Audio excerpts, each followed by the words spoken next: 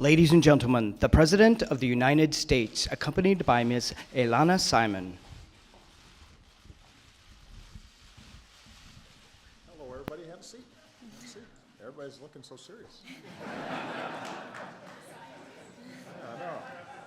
Loosen up a little bit, guys.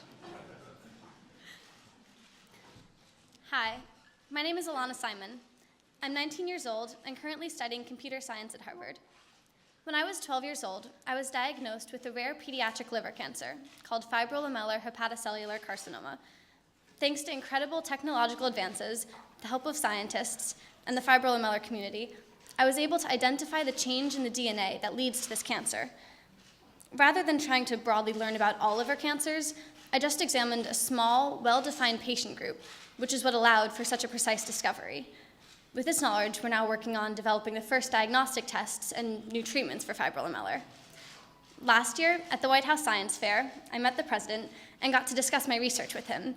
It was such an honor to meet him then, and so it is with great pleasure that I introduce the president to you today.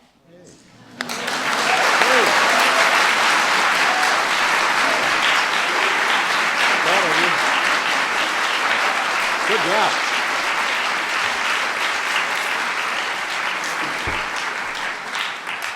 Well, thank you so much, Elana, for that wonderful introduction. Let me just be clear. When I was 19, I was not doing genetic testing.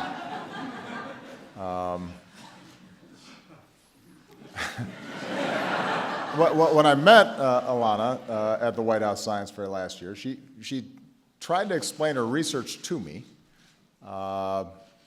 and to help her explain her findings, she made these giant pink chromosomes out of swim noodles, which was helpful to me because I know what swim noodles are, and I saw how they fit together.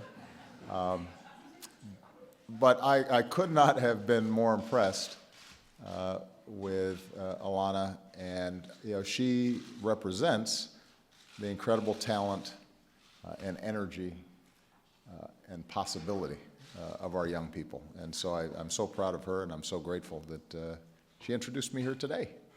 And she's doing great at Harvard from what I understand. So those of you who are interested in purchasing stock in her, I'm sure she has an agent of some sort that you can talk to. We've got some folks here who are doing outstanding work to keep Americans healthy. We have America's Health and Human Services Secretary, Sylvia Burwell. You can give her a round of applause. She's worthy of it.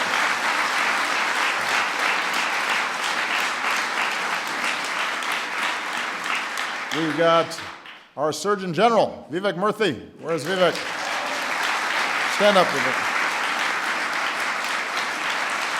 Our new Surgeon General. We haven't had one in a while, so we're really happy to have him here. And he looks sharp in his uniform. We have Dr. Harold Varmus of the National Cancer Institute. Harold.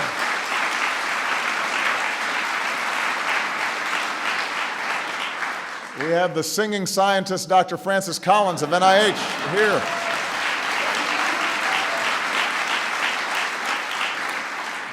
And we have my science advisor, Dr. John Holdren, who does not sing.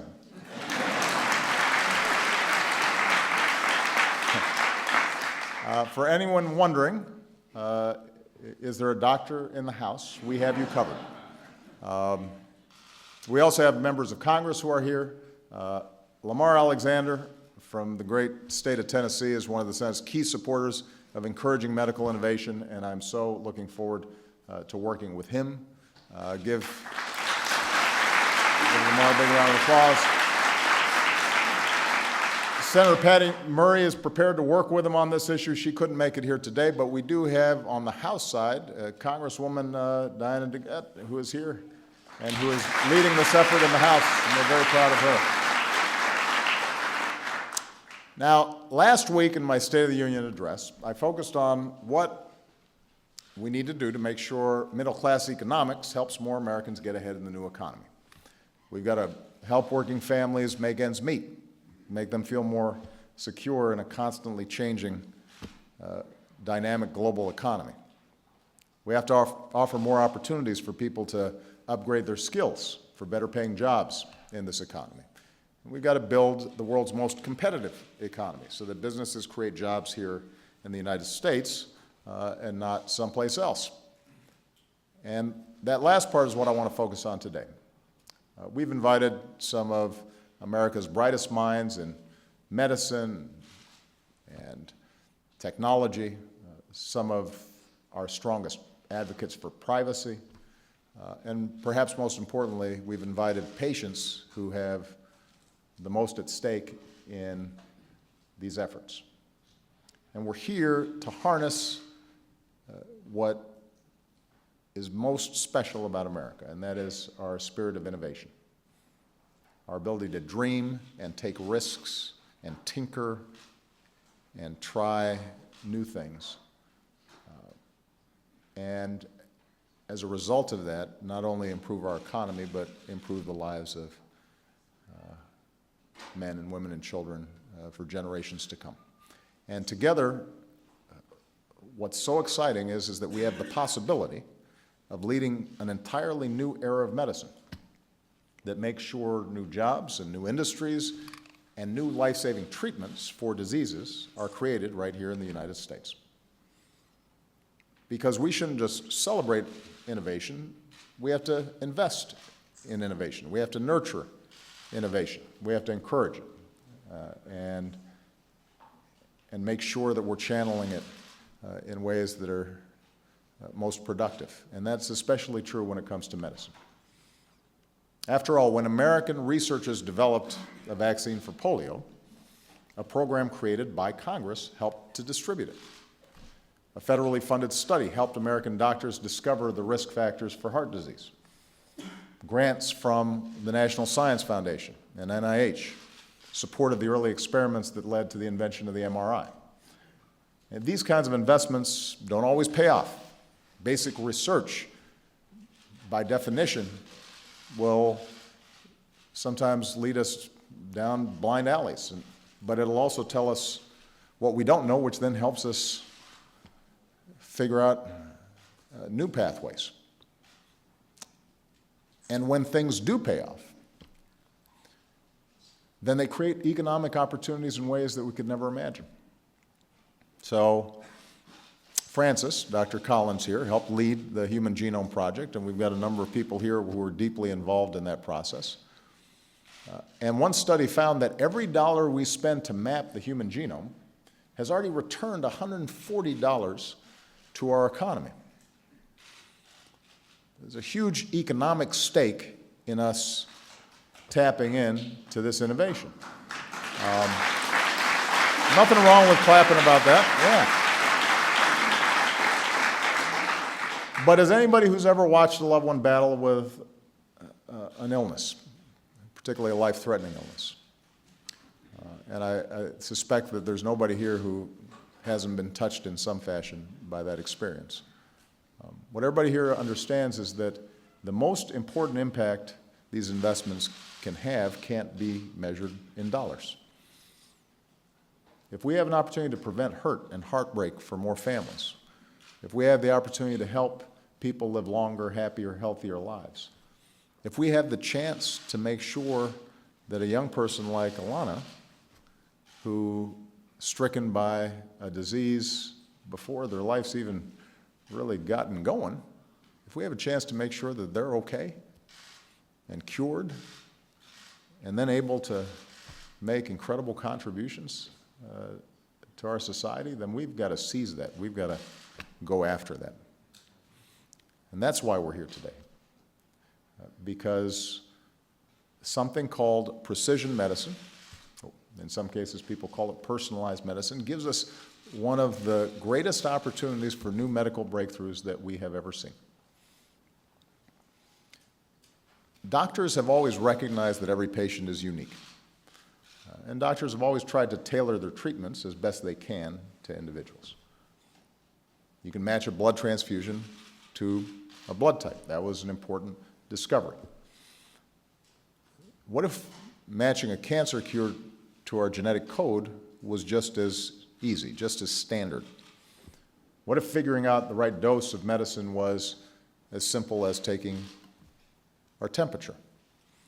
And that's the promise of precision medicine, delivering the right treatments at the right time, every time, to the right person. And for a small but growing number of patients, that future is already here. 8 out of 10 people with one type of leukemia saw white blood cell counts return to normal with a new drug targeting a specific gene.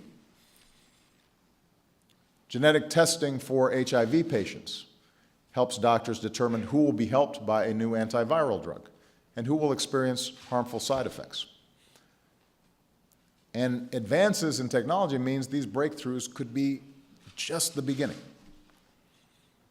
The year Dr. Collins helped sequence the first human genome, it cost about $100 million, and today it costs less than $2,000. Wearable electronics make it easier than ever to record vital signs from your blood sugar to your heart rate. Electronic medical records let doctors and researchers across the country collaborate more closely than ever before, and more powerful computers help us analyze data faster than ever before.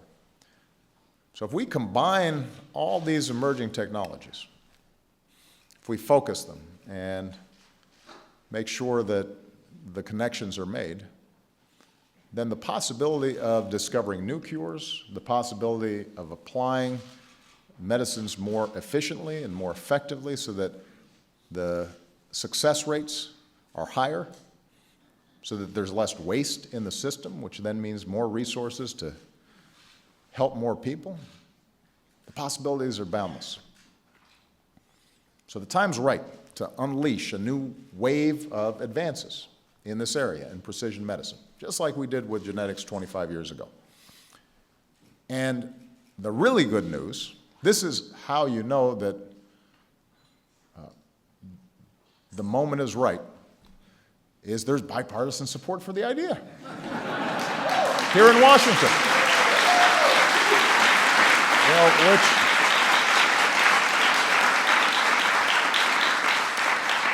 which makes me very happy. When I was a senator back in 2005, I worked with Republican Senator Richard Burr on a bill supporting precision medicine.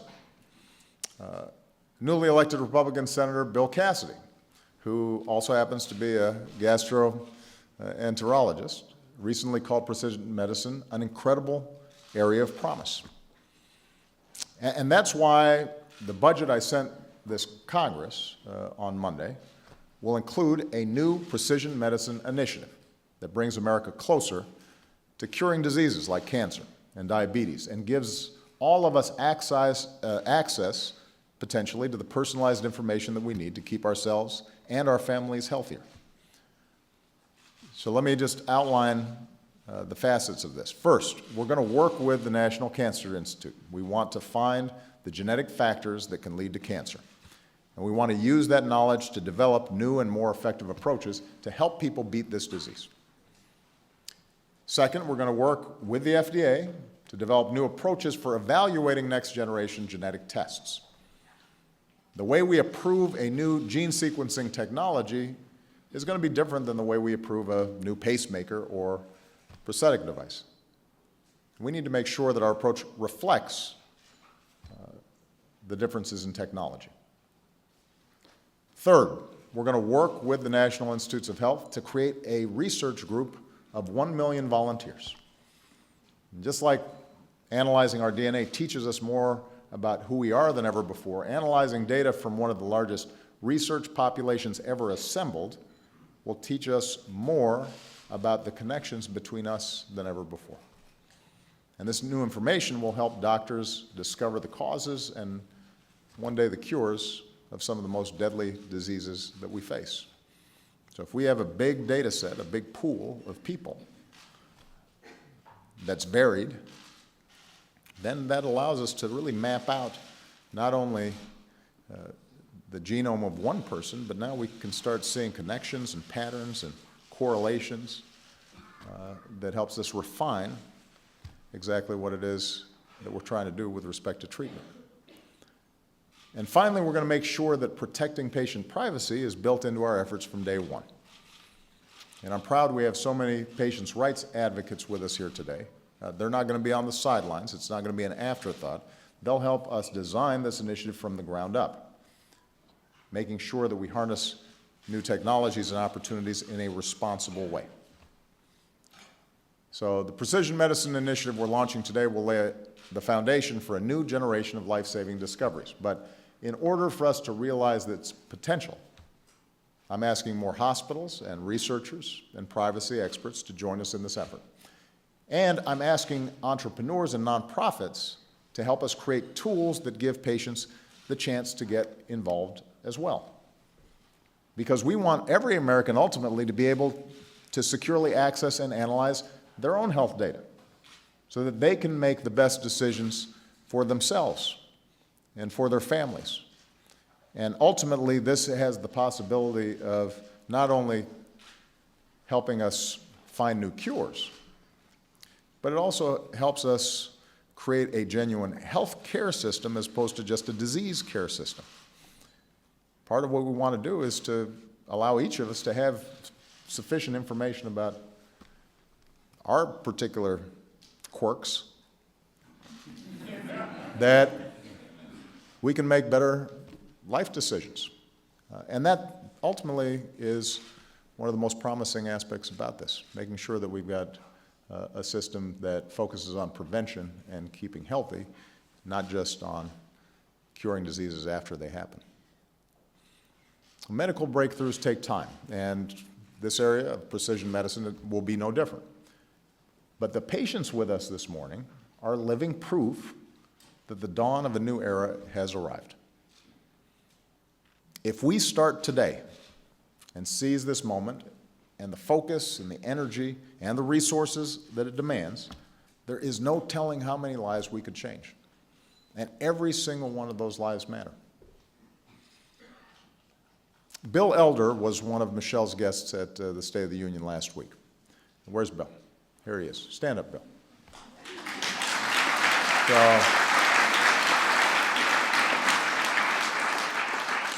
Bill's a good-looking young guy. And about 20 years ago, Bill was diagnosed with cystic fibrosis.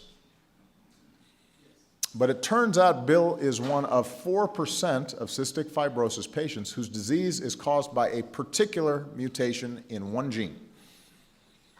And a few years ago, the FDA fast-tracked a new drug specifically targeting that mutation. And one night in 2012, Bill tried it for the first time. And just a few hours later, he woke up knowing something was different. And finally, he realized what it was. He had never been able to breathe out of his nose before. Think about that. So Bill's now 27. When he was born, 27 was the median age of survival for a cystic fibrosis patient. Today, Bill is in his third year of medical school. And for the first time in my life, Bill said,